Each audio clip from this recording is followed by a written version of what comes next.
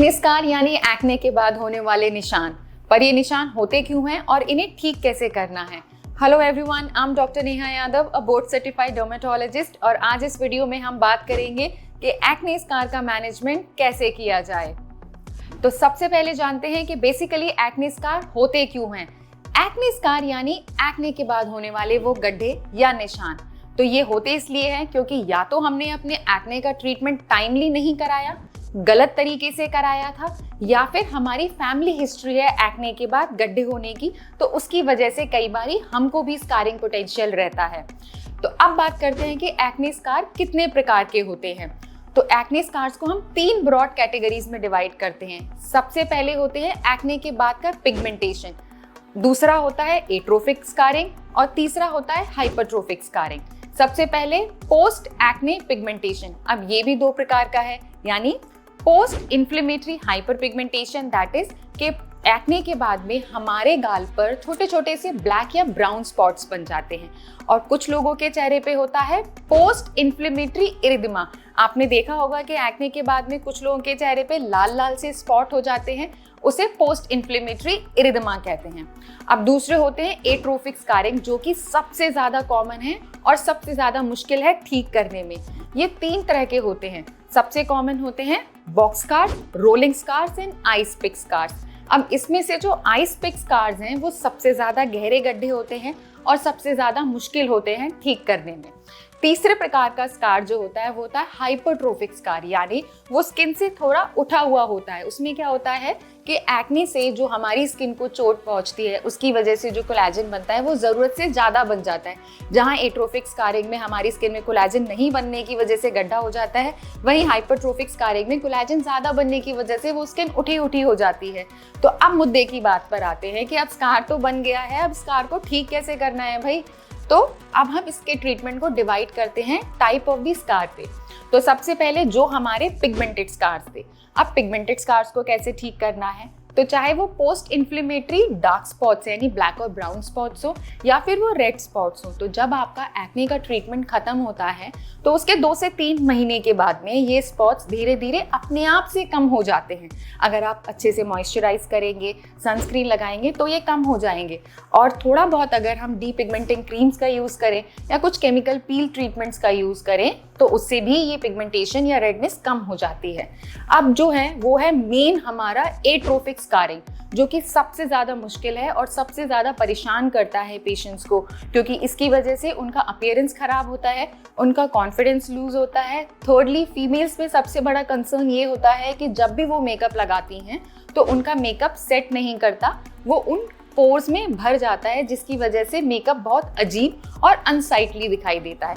तो let's discuss how to manage atrophic scars which are post acne. So let's start with what we do at our clinic, the Skinnate clinic. सबसे पहले जो treatment हम करते हैं, जो सबसे बेसिक है, time tested treatments and had been done over decades all together, उसे कहते हैं सब्सिजन।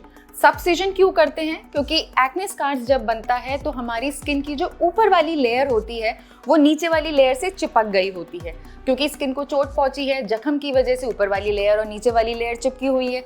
तो जब तक हम इन चिपकी हुई लेयर्स को रिमूव नहीं करेंगे, उस टेथरिंग को ब्रेक नहीं करेंगे, तब तक हम एक्ने स्कार को नहीं ठीक कर सकते, उसको रिलीज नहीं कर सकते। तो सब्सिजन एक तरीका होता है जिसमें यहाँ पर स्किन में एक छोटा सा इंसिजन क्या एक प्रिक करते हैं, उसके थ्रू हमें कैनुला इंसर्ट करके जो आपकी स्किन में जो बॉन्ड्स बने हुए हैं, जो बैंड्स बने हुए हैं, उनको ब्रेक करके रिलीज करते हैं, ताकि ऊपर वाली स्किन वापस से ऊपर आए और आपके जो एक्ने स्कार या गड्ढे हैं वो भी फ्लैट होने लगे, स्किन के समतल होने लगे।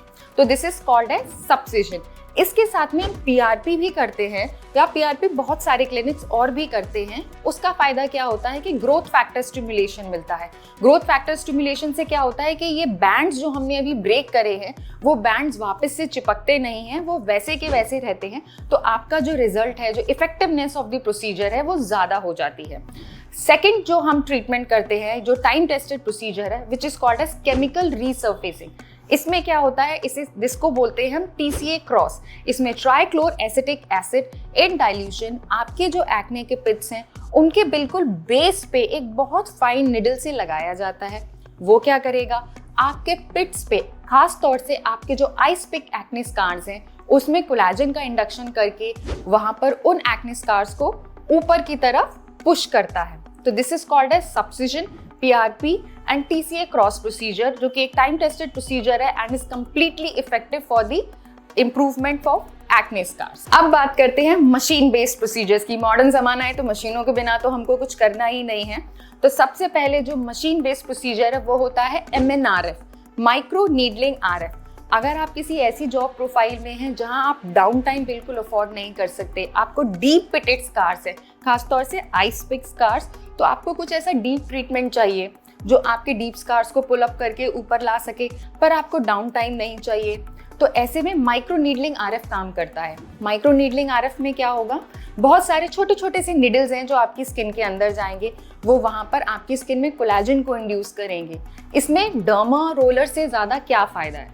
अभी क्या है कि डर्मा रोलर के कंपैरिजन में माइक्रो नीडलिंग RF ज़्यादा डेप्थ तक जाता है, ये ज़्यादा कंट्रोल्ड है, और साथ में इसके RF की एनर्जी है, RF की एनर्जी भी कोलेजन इंडक्शन करती है, तो you can be more targeted, more energy driven and the results are better as compared to the conventional derma roller और the derma pen। अब जो दूसरे टाइप के लेजर्स फॉर एक्ने स्कार जो हम करते हैं वो होते हैं फ्रैक्शनल लेजर। अब फ्रैक्शनल लेजर्स में जो गोल्ड स्टैंडर्ड है that is fractional CO2 laser.